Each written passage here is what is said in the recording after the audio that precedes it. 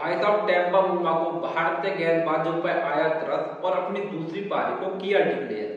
हाँ भाई, यही शब्द अब यूज करने बाकी रह गए थे क्योंकि टेम्पा बुमरा और साउथ अफ्रीका अपनी दूसरी पारी को डिक्लेयर करने का नाम ही नहीं ले रही थी। भारतीय गेंदबाज गेंदबाजी कर कर थक चुके थे, फील्डर से एफर्ट नहीं हो रहे थे। स्टब या फिर टोनी हो या फिर माकरन हो, निकल्टन हो या फिर वो आपके ऑलराउंडर जॉन होल्डर, इन्होंने भारतीय गेंदबाजों का भरता बढ़ा दिया था।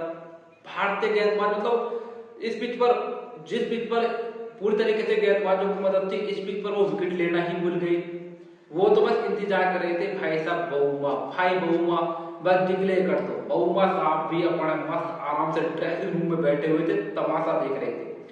भाई साहब टेम्पा बुमरा ने सभी को तरसाया, चाहे इंडियन फील्डर हो, गेंदबाज हो या फिर कमेंटेटर या स्टैंड बैठे तरसा। सभी का एक ही सवाल था कि अफ्रीका डिक्लेयर कब करेगी भाई।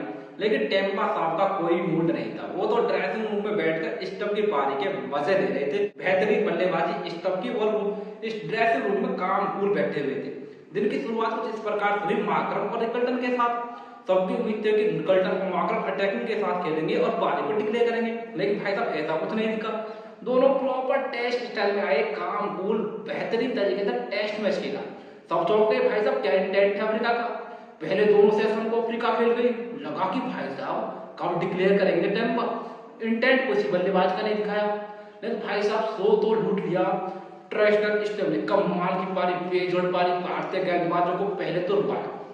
मतलब पूरी तरीके से सेल में थे, डिफेंस कर रहे थे, कोई मतलब जल्दी नहीं थी। लेकिन टी के बाद सबको शायद लंच के बाद लगा कि शायद स्टम्प की सेंचुरी बाद डिक्लेयर होगी। स्टम्प भी उसी अंदाज में खेले ताबड़तोड़, लेकिन जब 94 रन पर आउट हुए, इसी के साथ टेम्पा ने फाइनली पारी को डिक्लेयर किया। साउथ अफ्रीका ने दूसरी पारी में 260 रन बनाए। अब भारत के सामने 549 रन का विशालकाय टोटल है।